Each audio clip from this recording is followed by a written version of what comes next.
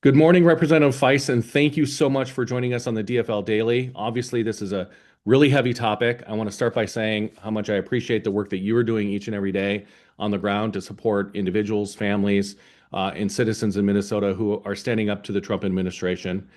So, welcome to the call. Yeah, thank you so much for having me. Thank you so much for bringing me on to talk about this really important topic. There's a lot that we can do. There's a lot that we need to do, and I'm excited to answer your questions. Awesome. Well, let's dive right in. So, what rights do Minnesotans have when ICE shows up at their home or workplace, and what misunderstandings do you see most often? Yeah, so you do not have to let somebody into your home if they do not have a signed judicial warrant. And so at this point, we have heard a lot of stories of ICE showing up at people's homes, not dressed like law enforcement, identifying themselves inaccurately as like a wellness check, checking in on behalf of schools on children. And basically, our advice is that if you don't know the person, don't let them in unless they have a signed judicial warrant. So that is your right at your home. At workplace, the rights are a little bit different. If there's a space that's open to the public, generally we can't keep ICE out.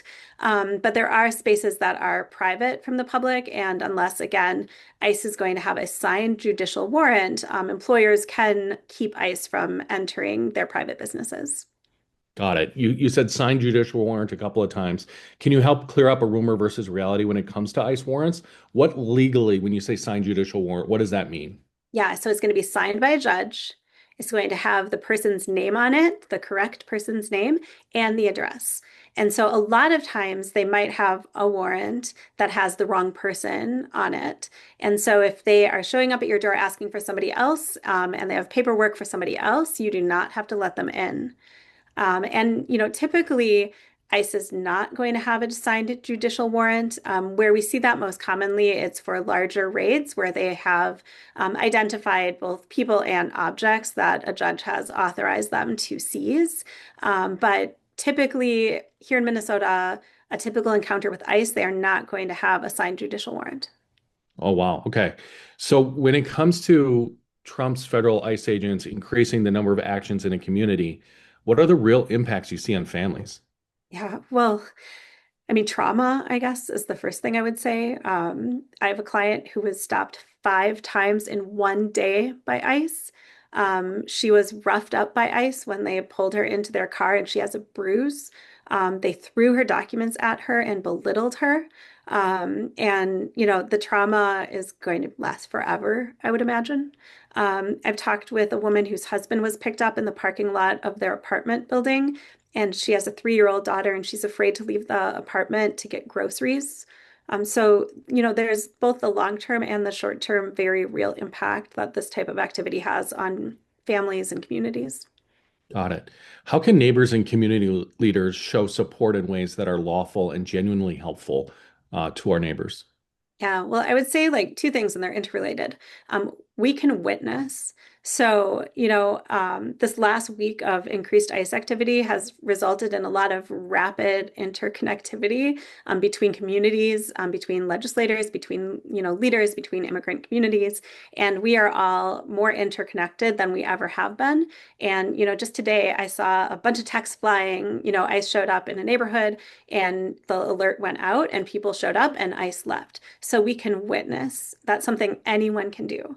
We want to be careful not to interfere with ICE because that is a violation of federal law. So you don't want to get in the middle of them and the people that they might be attempting to detain or question, but you can video, you can witness. And we know that they see that as a threat because they actually arrested a witness unlawfully just the other day. So it's a really important thing just to show up. I've heard a lot of stories. I heard one story in Roseville where ICE was present and some community members came and started heckling them and they left. So, be wary of heckling. Don't interfere.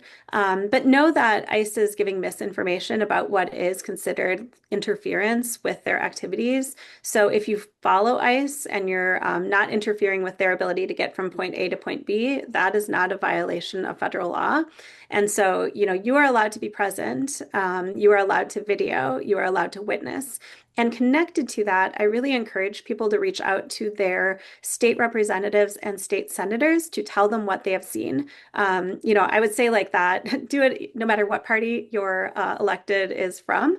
It's important for everyone to hear. But if you are going to reach out to your DFL legislators, and I guess Senator Abler, then hopefully your elected can help lift up your stories. So, I know I spoke earlier today with the New York Times. We can help connect individuals in our communities with and we can amplify their voices. I was trying to remember, it's not microphone, it's like what's a megaphone? Megaphone, that's the word. So I really encourage people to reach out to us to tell us what they are seeing. We can help share their stories. Thank you so much. So witness and also reach out to your legislators, make sure they're aware Yeah. of what you're seeing in their communities to the Yeah. people that they represent. What are the most Can I common just, I'm misconceptions? so sorry. Yeah, Can I just add one other thing? yeah, please. There are efforts going on to help make sure people have groceries and the things they need so that they don't have to be afraid, but they're still, safe and have food and the basic necessities. So I encourage people to connect into those networks as well. We will try to make sure that we share those links in the chat too during the call. Wonderful. What are some of the most common misconceptions um, people might have during a stressful encounter in their neighborhood? I think about this all the time. Why do those misconceptions put families at greater risk? I'm thinking about this question, and honestly, ICE is behaving worse than I could ever have imagined. They are physically assaulting people. They are incredibly caustic and disrespectful to people. They are obviously detaining people who they shouldn't be detaining.